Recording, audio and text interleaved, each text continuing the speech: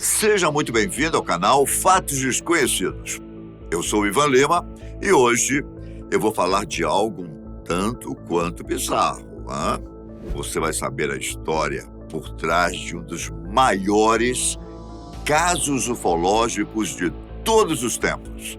O caso Roswell. Um avistamento que inclui tantas pessoas que até mesmo uma enfermeira alegou ter participado da autópsia de corpos alienígenas. Vamos lá.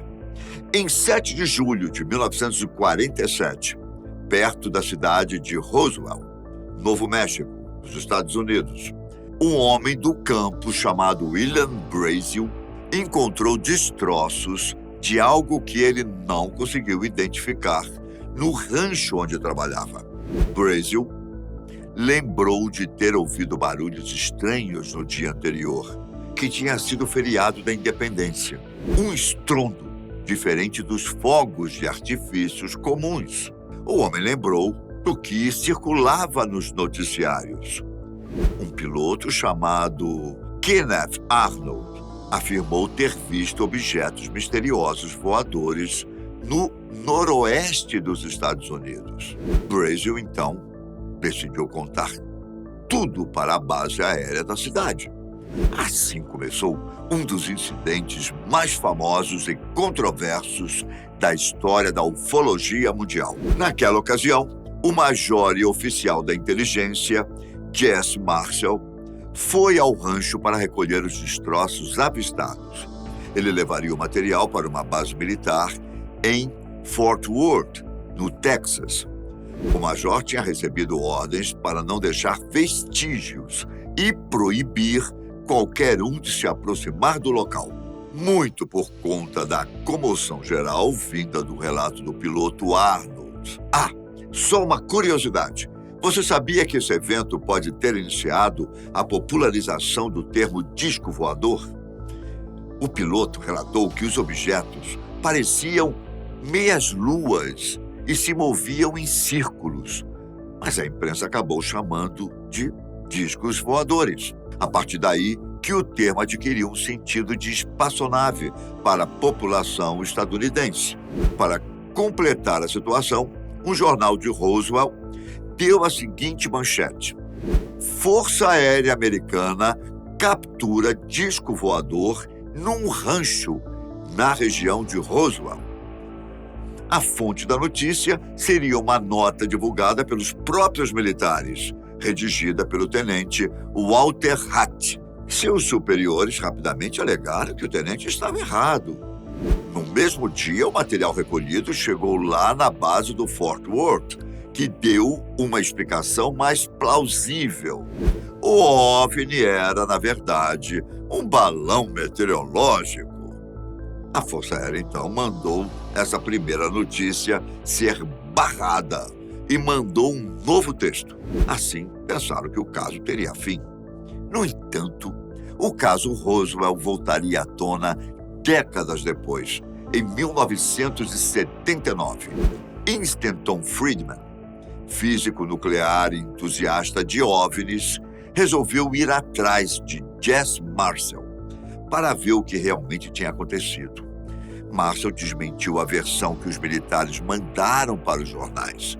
O major disse que era realmente um disco voador e que passou em casa para mostrar à família o artefato extraterrestre antes de levar para seus superiores.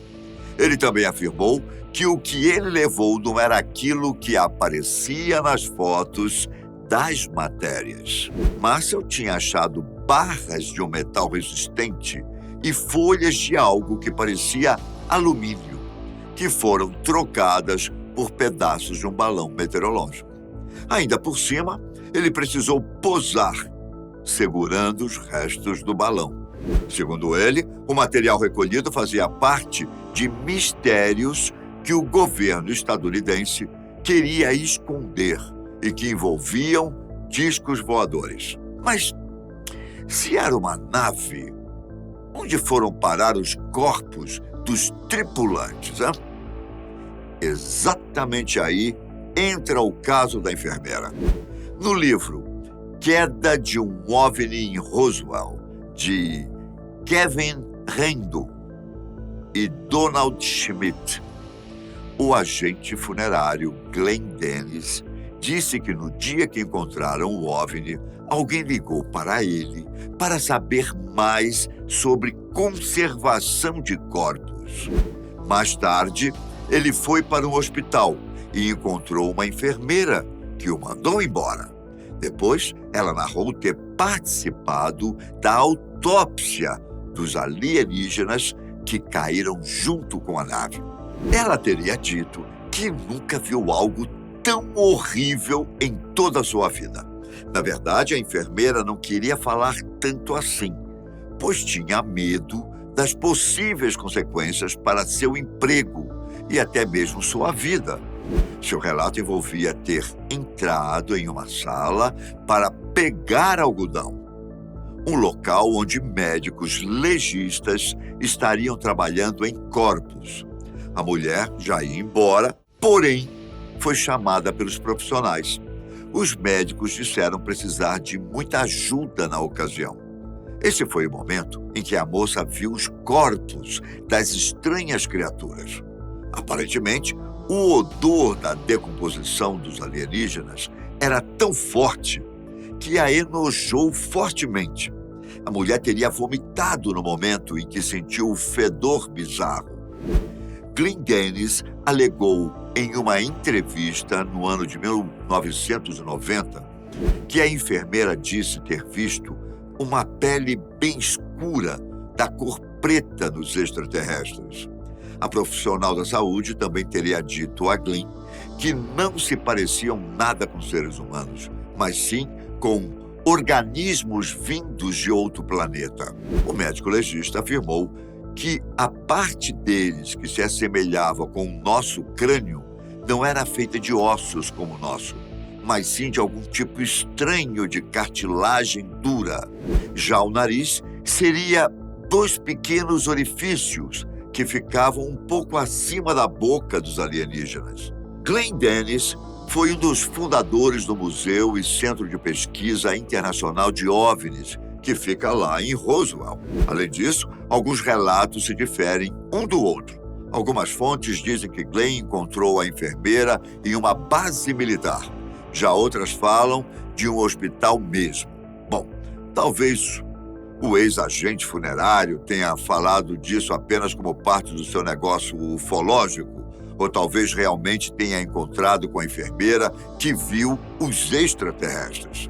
O tenente Walt Hatt, aquele que foi fonte para a primeira matéria sobre o OVNI, passou a frequentar encontros de caçadores de marcianos e apresentava supostas novas provas do caso. Ele disse que seu superior, um coronel, tinha ditado cada linha da primeira notícia para a imprensa, o que incluía a palavra disco voador. Também afirmou que houve uma reunião uma semana depois do incidente, quando o coronel já falava que atribuir o caso a um balão era uma bobagem. E não é que os militares se pronunciaram um tempo depois? Em 1994, a Força Aérea admitiu que tinha escondido algumas coisas. Dessa vez, disseram que o que caiu era um balão de um projeto secreto chamado Projeto MOGI, criado em plena Guerra Fria, com o objetivo de monitorar armas nucleares soviéticas.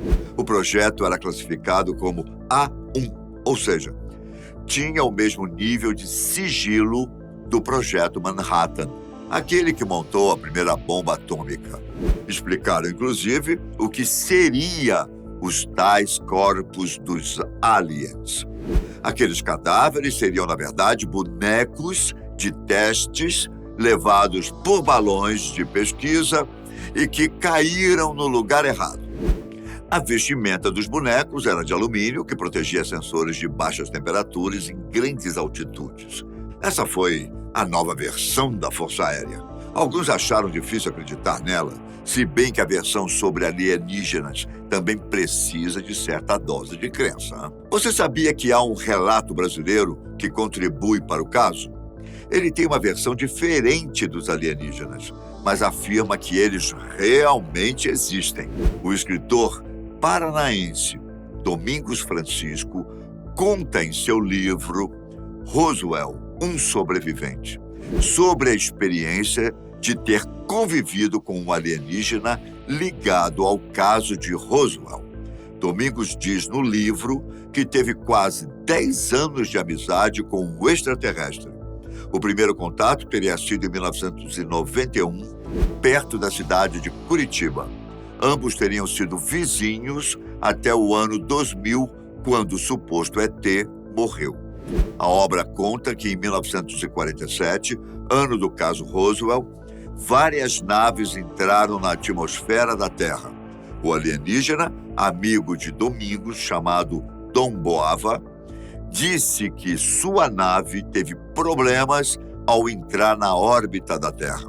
Nessa situação, uma outra raça alienígena inimiga tentou derrubar seu veículo, aproveitando do estado avariado em que estava.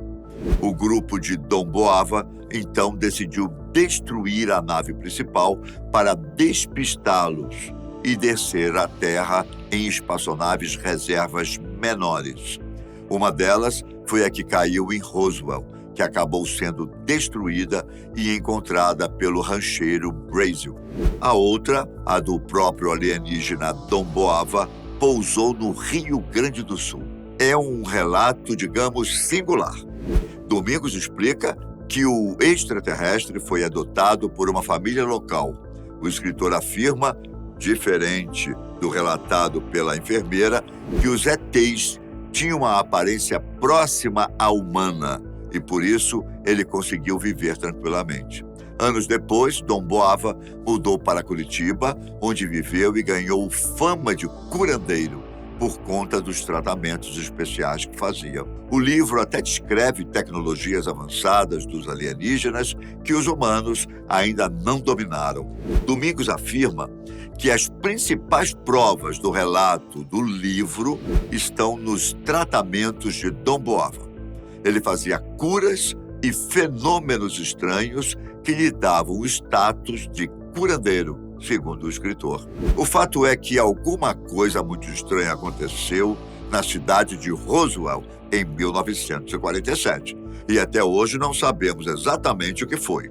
São muitos os relatos sobre o evento, e muitos nem batem uns com os outros. O que você acha, que aconteceu lá? Acredita na versão mais recente da Força Aérea Estadunidense, que fala sobre um projeto secreto? Bom, quem sabe? Vamos esperar, não é? Eu agradeço a sua presença, fique com Deus e até a próxima. Tchau!